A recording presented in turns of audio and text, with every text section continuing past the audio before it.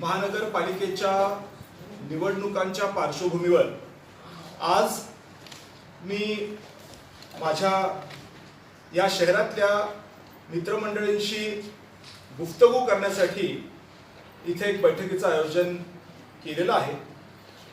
या शहरामध्ये गेल्या अनेक वर्षांच्या पासून विविध राजकीय पक्ष कार्यरत असताना सुद्धा शहराची अवस्था अत्यंत विकट आहे।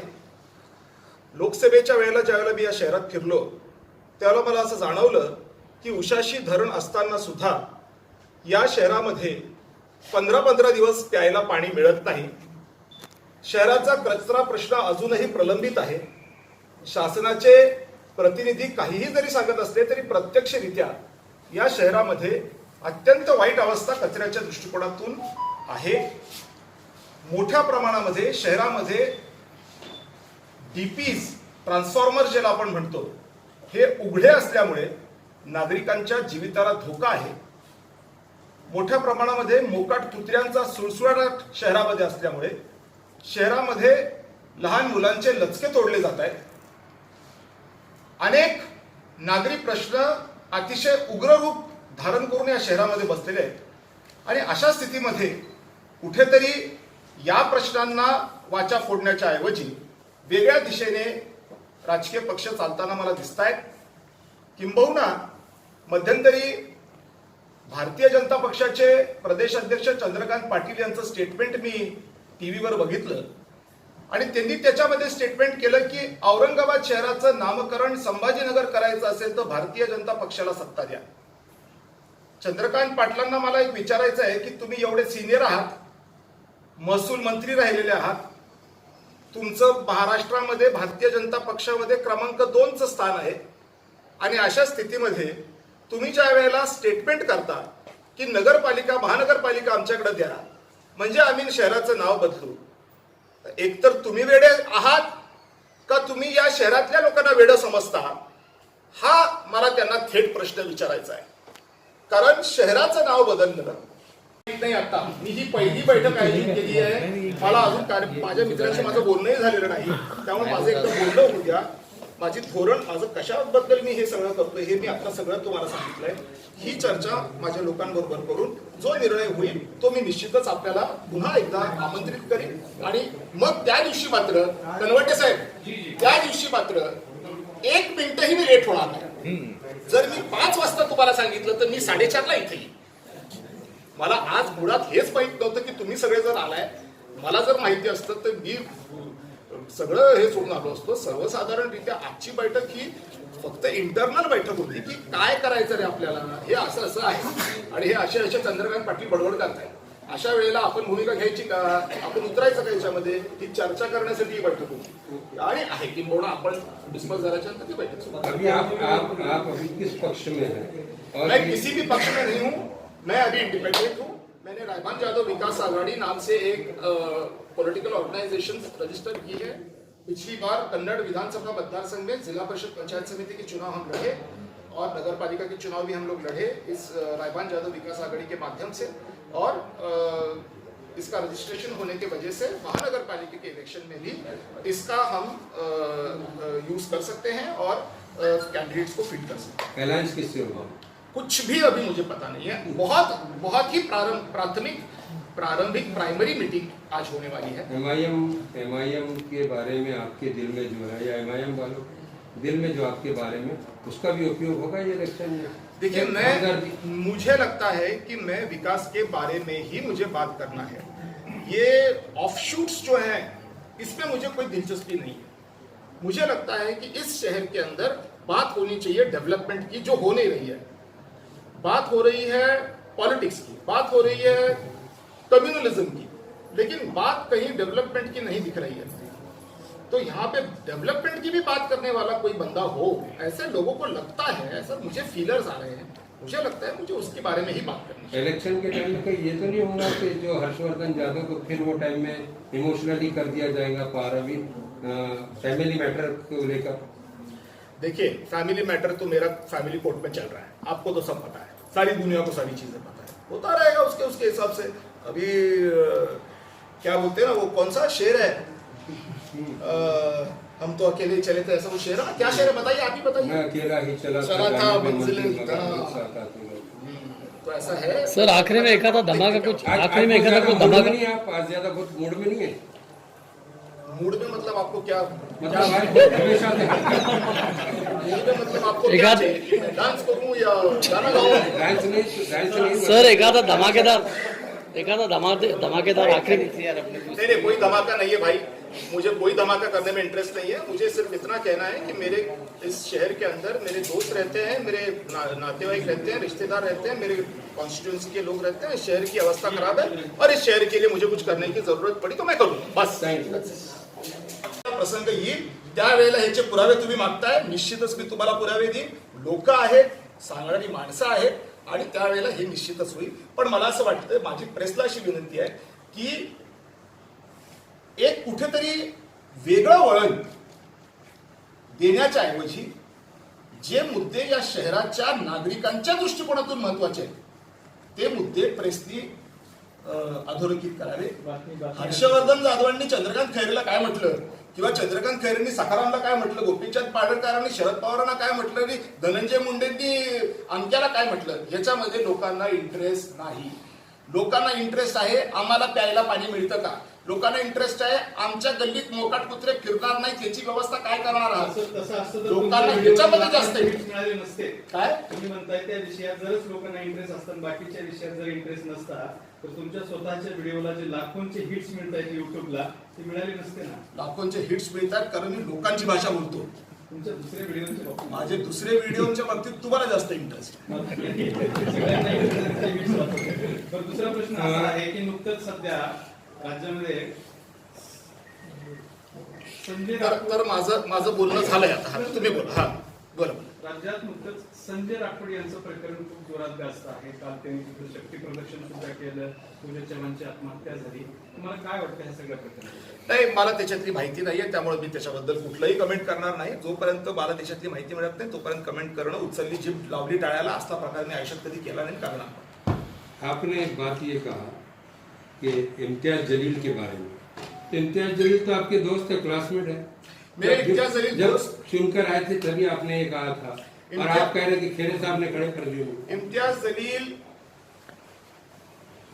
जिले के खासदार हैं, पॉलिटिक्स का फील्ड होने की वजह से निश्चित स्वरूप से एक दूसरे से पहचान है, मगर ऐसे होते हुए मुझे लगता है कि ये कहना कि वो आपके क्लासमेट है तो मुझसे उम्र में बहुत बड़े हैं, मेरे वो क्लासमेट हो नहीं सकते।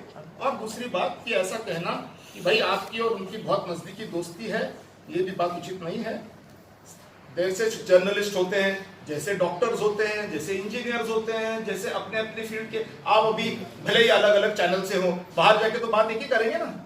तो पॉलिटिशियंस में भी वो एक क्या बोलते हैं ना, ब्रदरली फ्रैटर्निटी जो होती है वो होता है, लेकिन उसके ऊपर कुछ नहीं है। आप आपकी चैनल चलाएंगे, ये इनकी चैनल चलाएंगे। हर्षवर्धन जादव हमेशा सुर्खियों में क्यों बने रहते हैं, क्या वजह? पता नहीं भाई, मुझे लगता है ये ऊपर वाले की करामत है इसलिए हो रहा है। खुद अभी मैंने मुझे ये लगा, मुझे पता ही नहीं था कि प्रेस यहाँ पे है।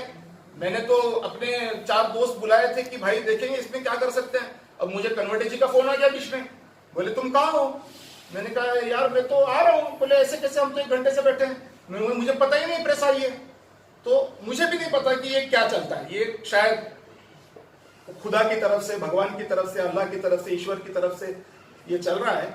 और बहरहाल मैं क्या कर सकता हूँ, चल रहा है तो बहुत अच्छी बात है। लोग पारिवारिक जो है तो बहुत ज्यादा दिलचस्पी लेते हैं आपके मामलों में, वजह क्या है उसकी? मेरे हर मामले में लोग दिलचस्पी लेते हैं। ये मैं खुशनसीबी है या बदनसीबी है मुझे खुद नहीं पता, लेकिन मुझे बड़ा ताज्जुब हो रहा है कि एक साधारण आदमी जो कि लोकसभा चुनाव हार गया है, जो कि विधानसभा चुनाव हार गया है, जिसके फैमिली में सारी दुनिया के इश्यूज चालू हैं, जिसमें पता नहीं क्या क्या चीजें जिसकी लाइफ में हो चुकी है, जो अभी अभी 2 महीने जेल में से रह करके आया है, हाँ, उसके बैठक में औरंगाबाद संभाजी नगर की पूरी प्रेस अगर आकर के रुक के वो पूछना चाहती है उससे, तो मुझे तो लगता है कि मैं तो बड़ा खुशनसीब आदमी हूँ भाई, क्योंकि अगर ऐसा होता है तो it is a good thing, what is bad in. मला एक प्रश्न विचारायचा आहे, तुम्ही थोडंसं व्यवस्थित पद्धतीने त्याचं उत्तर द्यावं। Yes. तुम्ही म्हटलात की 2 महिने तुम्ही जेलमध्ये होता, हो. 2 महिन्याचा जेलमधला प्रवास कसा?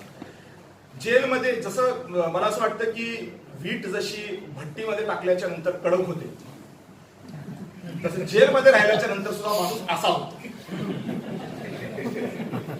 जो थोडाफार पण त्याच्यामध्ये असा थोडा हे असतो तो स्थिर होऊन तो कडक होतो आणि मजबूतीने उभा राहतो. वीट भट्टीतली वीट आणि जेलमधलेल्या आलेल्या माणसामध्ये काहीही फरक नाही. दिनेशपर्यंत कसं असेल साधारण 2 महिन्याच्या कालावधीत? तुम्हाला काही वाटायचं की फ्लो आपल्याला जामीन मिळेल नाही मिळेल? प्रत्येक कैदीला असं वाटतं की आपल्याला जामीन लवकर मिळाला पाहिजे.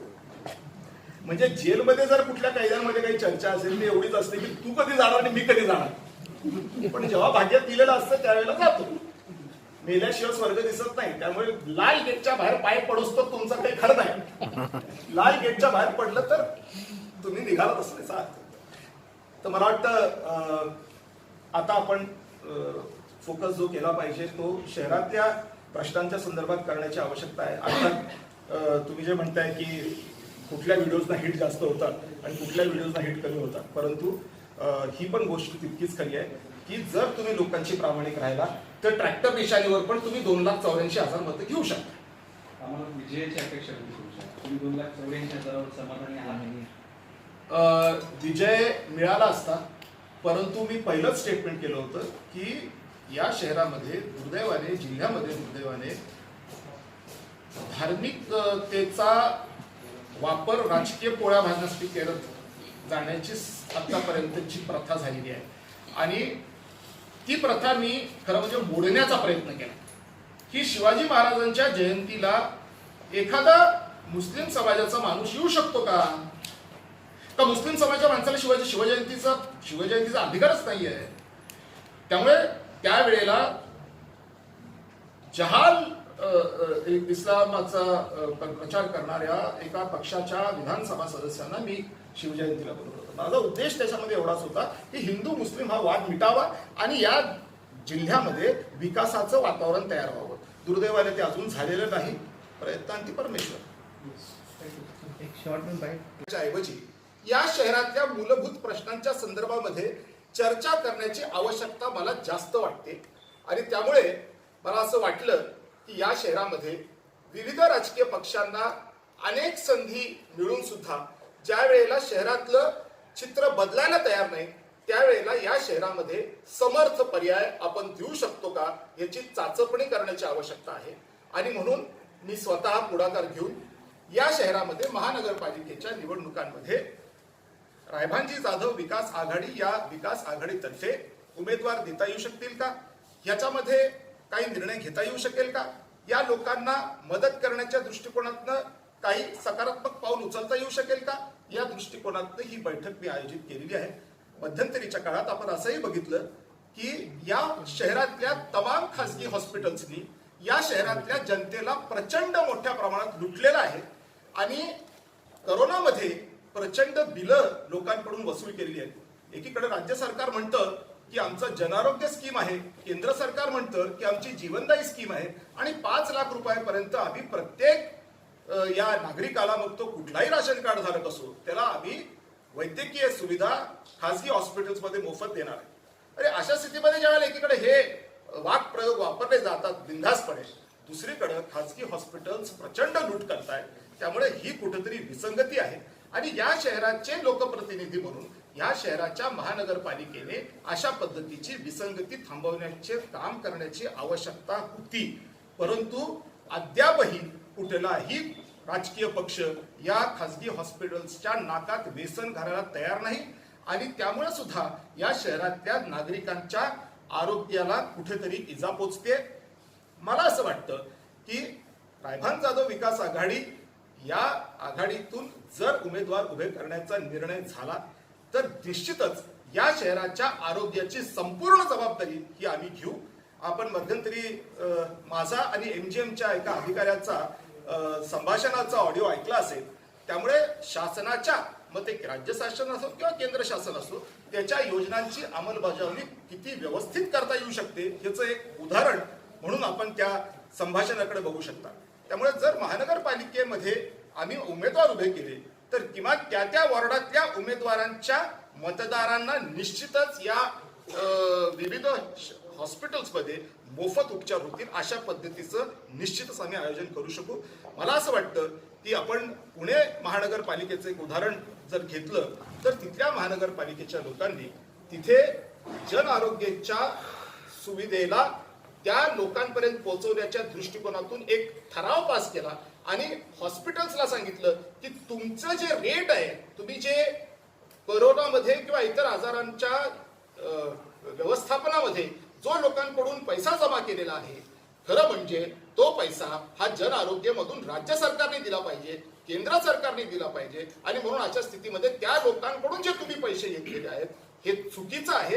इथून पुढे जन आरोग्यमधून लोकांना ट्रीटमेंट द्या, जन आरोग्याची पर्सेंटेज वाढवा, अशा पद्धतीचा ठराव महानगरपालिका पुणेने घेतला. पण तशा पद्धतीने अजूनही आपल्याकडे काही झालेलं नाही. अर्थात मध्यंतरी प्रशासक नेमले, परंतु त्याच्या अगोदरपासूनची ही स्कीम आहे. सांगण्याचं तात्पर्य एवढं आहे की अशा पद्धतीचे अनेक विषय, खरं म्हणजे लोकांचे, जसं मी सुरुवातीलाच म्हटलं की उशाची धरण आहे परंतु पाणी प्यायला नाहीये, कचऱ्याचं व्यवस्थापन नाहीये. आपण बघितलं असेल, मी मध्यंतरीच्या काळामध्ये संभाजीनगरचा कचरा उचलून कन्नडला नेला आणि तो प्रक्रिया करून त्याचं खत तयार करून मोफत शेतकऱ्यांना वाटलेलं आहे. ही एक सत्य परिस्थिती आपण सगळ्यांनी बघितलेली आहे. त्यामुळे खताचं व्यवस्थापन होऊ शकतं, पिण्याचं पाण्याचं व्यवस्थापन होऊ शकतं, लोकांच्या आरोग्याचं व्यवस्थापन होऊ शकतं, दैनंदिनरित्या लोकांना येणाऱ्या अडचणींना निश्चितच कुठेतरी न्याय मिळू शकतो. पण हे करण्याची भूमिका हे राजकीय पक्ष घेताना दिसत नाही. ही अत्यंत खेदाची बाब आहे. आणि उलट दुसरीकडं औरंगाबादचं संभाजीनगर करू, फक्त महानगरपालिका हातात द्या, अशा पद्धतीचा अतिशय चिल्लर असा, ज्याला आपण शब्द वापरू शकतो, स्टेटमेंट राज्याचा नंबर 2चा नेता जर करत असेल तर राज्यासाठी आणि संभाजीनगर शहरासाठी ही अत्यंत दुर्दैवाची गोष्ट आहे. म्हणून या सगळ्या पार्श्वभूमीवर आमचे उमेदवार आम्ही उभे करायचे किंवा कसं, या संदर्भात ही मीटिंग आम्ही आज आयोजित केलेली आहे. त्यामुळे या मीटिंगमध्ये आम्ही विचारविमर्श करू आणि निश्चितच आम्हाला जर पर्याय देण्यासारखी परिस्थिती असली तर या महानगरपालिकेच्या निवडणुकीमध्ये रायबान जाधव विकास आघाडीचे उमेदवार आम्ही निश्चित उभे करू. आणि त्यावेळेला आमच्याकडे कुठला पैसा नाही, आमच्याकडे कुठली साठ संपत्ती नाही, आम्ही कुठलंही स्वतःला कुठेही काही मोठेपणाचे आम्ही भुकेर नाही. आमचं काही हेलिकॉप्टर उतरणार नाही आणि आमचं काही विमान उतरणार नाही. आमच्याकडे काही देशाचा नेता प्रचाराला येणार नाही, आमच्याकडे काही महाराष्ट्राचा नेता प्रचाराला येणार नाही. आम्ही लोकलचे लोक आहोत, पण आमचं या लोकलच्या लोकांचं मत सर्वश्रेष्ठ आम्ही मानतो, जनतेचं मत सर्वश्रेष्ठ आम्ही मानतो आणि त्या पद्धतीने आम्ही काम करण्याची भूमिका घेण्याची शक्यता नाकारता येत नाही. आणि त्यामुळे मला असं वाटतं या मीटिंगच्या नंतर निर्णय घेता आला तर घेऊ, किंबहुना जर गरज पडली अजून एक आम्ही मीटिंग घेऊ, अजून त्या ठिकाणी लोकांची चर्चा विमर्श करू. आणि कुठलाही ज्याला आपण म्हणतो हिंदी में जिसको बोलते हैं कि तामझाम न करते हुए, कोई हमको तामझाम नहीं करना है. हम सादे लोग हैं मगर हम काम करने वाले हैं और हमको काम ही चाहिए. हमको दूसरे किसी चीज में कोई इंटरेस्ट नहीं है. हम देख रहे हैं कि इस शहर की अवस्था दिन ब दिन बदतर होती जा रही है और ऐसे सिचुएशन में कोई भी पॉलिटिकल पार्टी, कोई भी नेता इसमें कुछ करने को तैयार नहीं है. सब अपने अपने घरों में बैठे हुए हैं. ऐसी सिचुएशन में इन लोगों को सपोर्ट करने की जरूरत है और हम चाहते हैं कि हम इन लोगों को सपोर्ट करें. बाकी जो कार्यकर्ता निर्णय लेंगे वो निर्णय हम प्रेस को जब होगा हम जरूर बताएंगे और सभी जाति धर्म को साथ में लेकर हम आगे चलने वाले हैं. बीच में एक स्टेटमेंट हुआ था माननीय उद्धव ठाकरे जी का, मुझे बहुत अच्छा लगा. उन्होंने कहा कि औरंगजेब ये सेक्युलर नहीं था. ये बात सही है कि औरंगजेब सेक्युलर नहीं था और ये मुझे लगता है कि इस हमारे औरंगाबाद के, जिनको लोग कहते हैं कि हर्षवर्धन यादव की वजह से चुन के आए हैं, एक्चुअली मुझे लगता है कि इम्तियाज जलील ये चंद्रकांत खैरे जी के चेले हैं. चंद्रकांत खैरे जी ने उनको खड़ा किया ताकि हिंदू मुस्लिम हो जाए और फिर वो खैरे साहब चुन के आ जाए, मगर दुर्दैव से वो नहीं आ पाए. लेकिन उनको भी, इम्तियाज जी को भी ये मानना पड़ेगा कि औरंगजेब ये सेक्युलर नहीं था, औरंगजेब कम्युनल आदमी था. सिर्फ हिंदुओं को कम्युनल बोलना ये बात ठीक नहीं है. इस्लाम मुस्लिम समाज में भी अगर कोई सिर्फ मुस्लिम समाज की बात करता हो, हिंदू को बाजू में रख करने के चलने की बात करता हो, तो वो आदमी सिर्फ मुस्लिम होने की वजह से सेक्युलर नहीं होता है. हम सारे धर्मों को साथ में लेके चलने की बात करते हैं, तभी सेक्युलरिज्म इसमें आता है. पुरावे काय आहे तुमच्याकडे की चंद्रकांत खैरेला इम्तियाज जलील, चंद्रकांत खैरे इम्तियाज जलील यांना मत दिलं होतं, काही पुरावा आहे? 100% माझ्याकडे पुरावे आहेत आणि वेळ प्रसंग आल्याच्या नंतर मी ते प्रेस समोर उपस्थित करेन.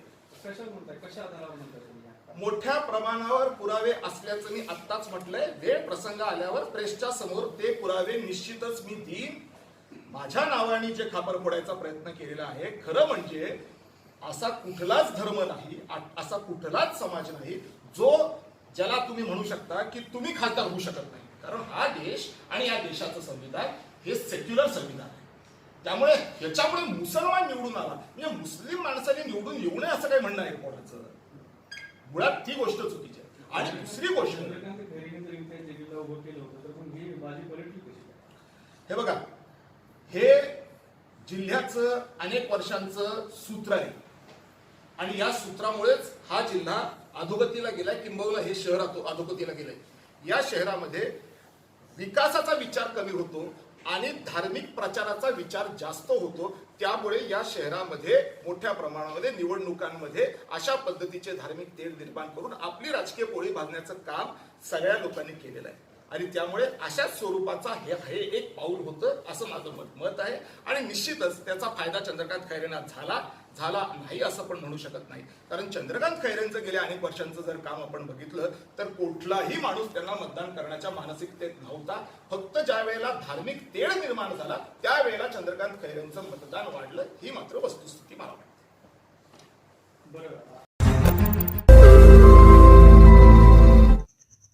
रोज नई खबरों को देखने के लिए हमारे औरंगाबाद समाचार चैनल को सब्सक्राइब कीजिए और नोटिफिकेशन पाने के लिए हमारे बेल आइकन को दबाइए ताकि हर खबर की नोटिफिकेशन आपको मिलती रहे।